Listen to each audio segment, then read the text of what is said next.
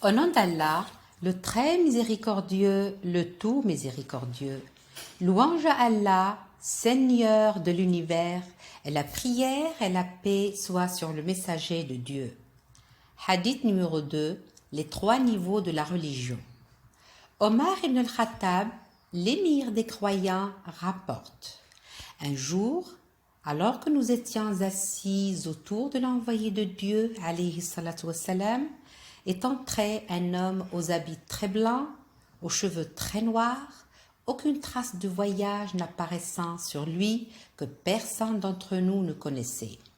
Il s'est alors assis face au prophète, alayhi salatu wassalam, en accolant ses genoux à ceux du prophète et posant ses mains sur ses cuisses, et lui dit « Ô Mohammed, informe-moi sur l'islam. » L'envoyé de Dieu lui dit alors « L'islam est le fait de témoigner qu'il n'y a qu'un seul Dieu et que Mohammed est son envoyé, d'accomplir la prière, de donner l'aumône obligatoire, c'est-à-dire la zakat, de jeûner le mois du Ramadan et d'accomplir le pèlerinage pour autant que les conditions le permettent. » Il lui dit « Certes, tu dis vrai. » Omar dit « Nous nous sommes alors étonnés qu'il s'informe et qu'il lui donne ensuite raison. » L'homme dit « Informe-moi sur la foi, al-Iman. » L'envoyé de Dieu, alayhi salatu wassalam, lui dit « C'est de croire en Dieu,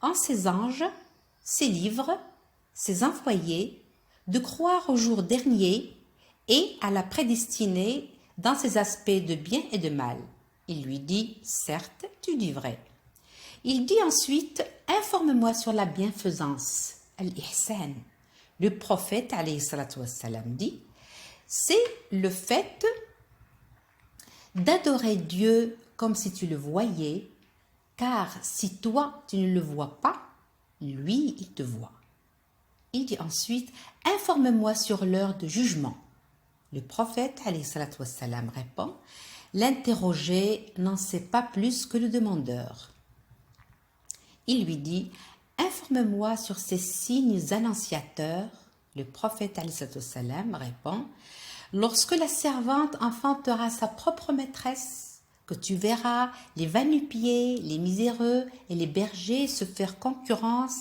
à qui élèvera encore plus haut sa construction. » Omar dit « Il partit ensuite et je suis resté un certain temps.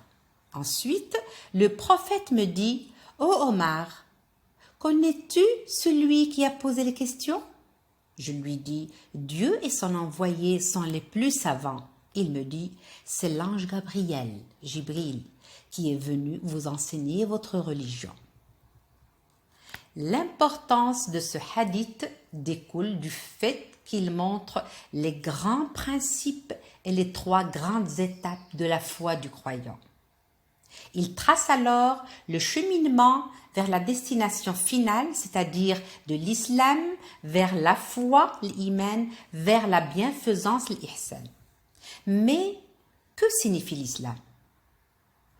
Comment se développe la foi et comment cette dernière peut être évolue vers sa forme la plus accomplie, celle de la bienfaisance, l'ihsan? Commençons par les différentes composantes qui définissent l'islam. En effet, l'islam signifie la soumission par l'accomplissement des obligations divines des 5 piliers, à savoir l'attestation de foi, al-shahada, l'accomplissement de la prière, as-salat, l'attribution de l'aumône, az-zakat, le jeûne du mois de Ramadan, siyam au Ramadan, le pèlerinage, al-hajj. L'attestation de foi, shahada, par laquelle on entre dans la foi de l'islam. Verbalement, cela se traduit en 2 phrases à prononcer. Ces paroles sont l'attestation orale de l'engagement de l'individu quant à la soumission divine d'Allah et à la sunna du prophète alayhi salatu wassalam. L'attestation de foi, shahada, représente alors le premier pilier. Ce qui nous mène vers le 2e pilier. Incontestablement, Ce dernier représente l'accomplissement de la prière à salat, et ce, 5 fois par jour dans un ordre bien précis. Ce pilier représente par ailleurs la seule obligation religieuse à effectuer de manière continue dans le temps. Avançons-nous maintenant vers le troisième pilier. Le troisième pilier représente l'attribution de l'aumône, ita ou zakat. En effet, l'attribution de l'aumône représente un acte de solidarité obligatoire de tout musulman moyen et riche envers son prochain pauvre et n'est dans ce sens un devoir que pour les musulmans possédant une certaine richesse minimale. Nous arrivons ainsi au quatrième pilier, c'est-à-dire le jeûne, un mois dans l'année, le mois de Ramadan, Siyam ou Ramadan. La particularité de ce pilier est qu'il représente un acte d'adoration divin, spirituel mais aussi corporel. Enfin, le cinquième pilier, pèlerinage, le Hajj, ce pilier représente la visite de la maison sacrée de Dieu à la Mecque une fois dans sa vie si les conditions physiques et financières se prêtent. Il est à souligner que les obligations musulmanes ne s'arrêtent pas aux 5 piliers cités. D'autres devoirs existent en effet, mais ces 5-ci constituent les bases nécessaires et sine qua non quant à l'islam. Arrêtons-nous maintenant sur la définition de la foi, al-iman. Indubitalement, elle signifie l'adoration la plus profonde du cœur, une adoration divine, mais aussi intime, témoin de la certitude de l'existence de Dieu et de la véracité de l'islam. Elle consiste ainsi également à une croyance active en 6 éléments, à savoir croire en Dieu, en l'existence des anges, en tous les prophètes, en les livres sacrés, en le jour dernier, ainsi qu'en la prédestinée. Ainsi, croire en Dieu signifie croire en son existence, son unicité, sa perfection divine, ses noms et ses attributs. Croire en l'existence des anges signifie croire en le domaine invisible des anges tel que décrit par Allah dans son livre ainsi qu'à travers son prophète alayhi salatu wassalam. Croire en tous les prophètes envoyés par Allah signifie leur vénération sans différence distinctive aucune, c'est-à-dire de manière égale au prophète Mohammed alayhi salatu wassalam. Cependant, le seul envoyé dont il faut suivre l'enseignement aujourd'hui est le dernier prophète, à savoir Mohammed alayhi salatu wassalam. Tout comme le seul à suivre lors de la poétie de Jésus était lui-même et non un autre prophète avant lui. Croire en tous les livres révélés par Allah signifie la conviction que tous les livres divins révèlent de l'élaboration divine du seul et unique Dieu. Croire au jour dernier signifie la certitude que chaque être humain sera rétribué en fonction de sa foi et de ses actes et présuppose de croire à la résurrection après la mort et en l'éternité de l'au-delà.